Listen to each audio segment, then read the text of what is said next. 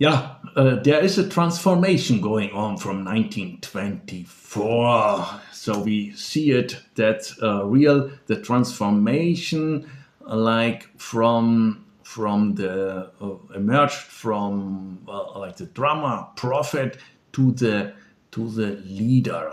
This transformation forming also like a new political religion, even in a religious manner, we can say. This transformation was not just a matter of style or propaganda, but a profound shift in the way Hitler saw himself. Because when you want to present yourself in this manner, you have also to be convinced in yourself, to convince the masses. I think that's important. When you're not convinced about something, then you will not convince the masses. Walter Langer emphasized that from 1924 onwards, Hitler no longer saw himself as one among many, but as the only one. The only one capable of leading Germany through the cataclysm and leading it to the new empire. Thus, Nazism turns into a myth, and the myth into a political reality, we can say. So we will present now other such examples of his development. But it is known that Hitler often told those around him in a direct manner, without batting an eye, that he was simply a genius. That's it. But this is less common, we can say. Most narcissists don't do that. They are hiding it, as I say, that there are people they're saying that there are politicals who are narcissists and they're showing, but there are other politics, they are maybe the same, but they are hiding it better. But this, to show it like direct mode, like Hitler did, is less common, because most Nazis at least try to pretend, try to at least keep up appearances, often to look modest. Hitler's youngest secretary, Traudl Junge, asked Hitler directly why, on one occasion, she wrote it in her memoirs, on one occasion, "Why don't you marry Eva Braun, mein Führer?" Hitler replied that, I cannot do it, because children of a genius would have heart. Because, yes, I'm a genius, and my child would have it hard, because my child would never reach the greatness of the father, and then better not to have him. Traudl Junge knew Hitler very well, and he knew him like a quite simple person. He was acting in very things in the everyday life quite normally, and then she was an occasion like that surprised that he saw himself really as a genius. So it was not only talking, he really thought he is a genius, and he thought he is theoretically only a simple guy. He says that he could not believe that, she said openly, she could not believe it, that the person she knows could say something like that. But there are other examples where he calls himself in the genius. Per example, in the table talks, Tischgespräche, there are famous table talks Hitler held on every evening when they gathered in the Wolfschanze, mainly in Eastern Prussia, and recorded by Henry Picker and survived by Martin Bormann. Hitler repeatedly spoke on this occasion about his genius. Like his being a genius, his historical myths, and so on. Like there were sentences you can find also in this document. I'm an artistic genius. My decisions are instinctive, and instinct is infallible in a genius. Another time he emphasized that his genius lies in his ability to find a solution where others see only chaos. We have also statements in a narrow circle of associated. Albert Speer I mentioned him, his architect and later Minister of Armament. He sat 20 years later in Spandau prison, and when he came out, he wrote with very great success his memoir, the book Inside the Third Reich. Yeah, it was a success story, but we have to see that Albert Speer, for example, in this Inside the Third Reich, he describes himself not as bad as he maybe really was. So there is a manipulation also, and there he speaks about how Hitler spoke of himself and in intimate conversation, and that in intimate conversation he spoke only about not only many times about that he is an extraordinary personality. Yeah, Hitler said on one occasion, "I'm a man of history. God has sent me as the leader of the German people. It is not a matter of faith. It is a fact." Then we have also conversation with military commanders, often on the eve of the invasion of the Soviet Union in 1941, for example, when the generals doubted success. Hitler replied to them, "Don't forget, I'm a genius in waging war. You must not question my instinct. My genius is above ordinary military logic." Yeah, Langer gives us a few more specific examples. When Hitler reoccupied the Rhineland, for example, he describes his own behavior in extraordinary images. The invasion of the Rhineland took place on 7 March 1936. A total of 30,000 Wehrmacht soldiers crossed the bridges over the Rhine. This marked the beginning of the German invasion of the demilitarized Rhineland. Garrisons were set up in Aachen, Trier, and Saarbrücken. This was the first military action of Nazi Germany.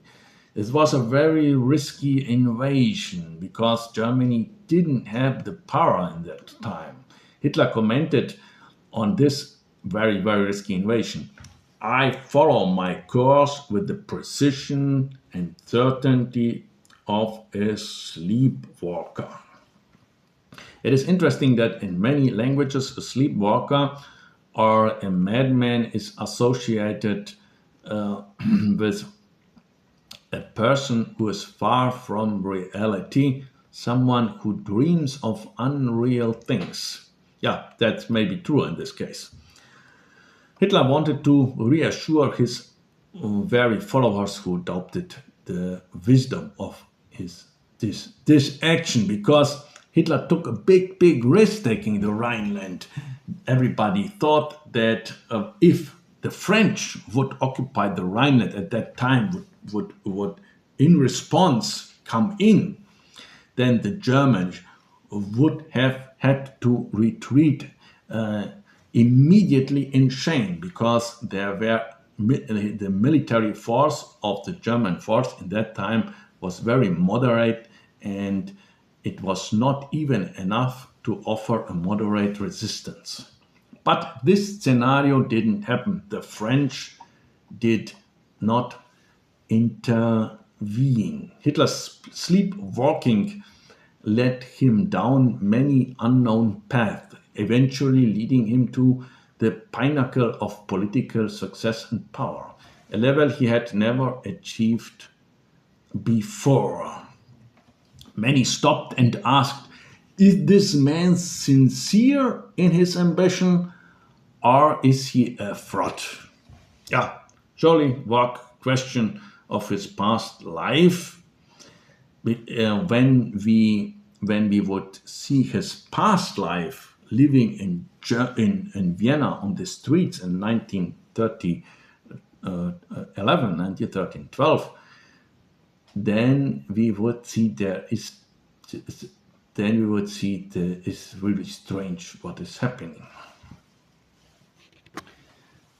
Yeah, this transformation is really strange, Hitler did.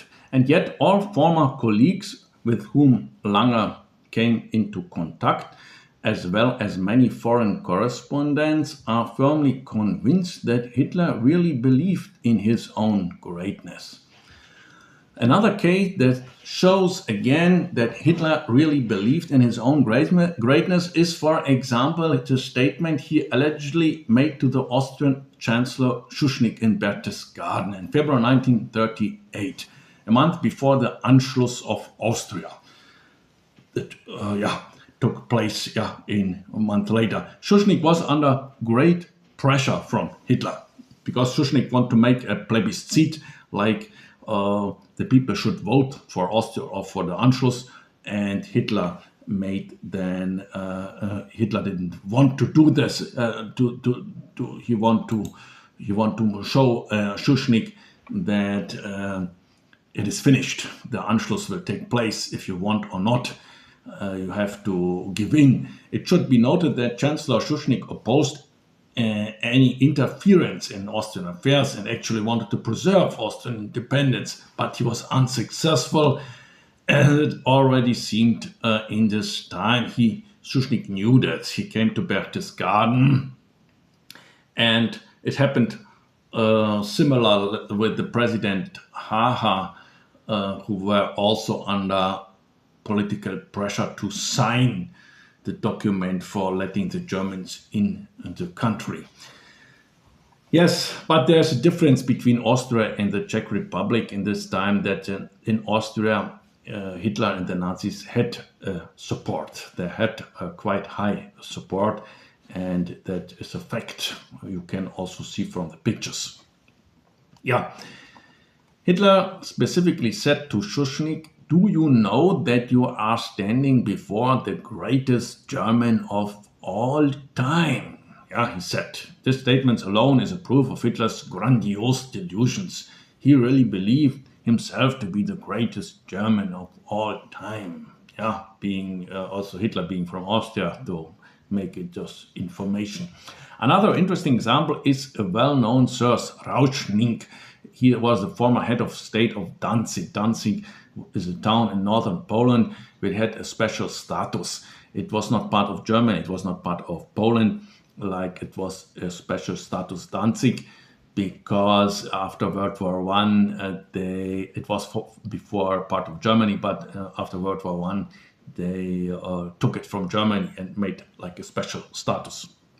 Reichstag said in 1933, "But I don't need confirmation of my historical greatness," said Hitler in a conversation with him. So Danzig also speak about confirming that Hitler spoke about his historical greatness in his presence.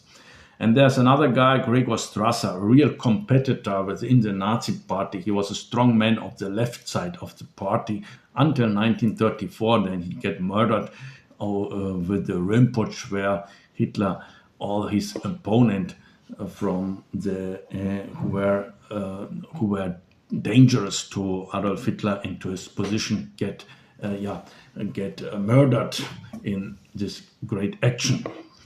And Gregor Strasser said once, better to put it, he dared to say that he was afraid that Hitler would make a mistake. He said, and then Hitler answered him, "I can't be wrong. What I do and say is historic." Another typical statement of a megalomaniac narcissist. The list is long, and I could go on with tons of other examples. It always turns out that in every area he is the best, the highest judge, the best commander. He also believes himself to be the greatest military leader. For example, when he tells Reichstag on another occasion, "I don't play war. I don't let generals take command. I wage war. I alone determine the right moment to attack. And there is only one right moment. I await it with iron determination. And I will never miss the moment, this moment." But there, it must also be said that it is true that he undoubtedly contributed in many ways to German offensive and defensive tactics and strategies.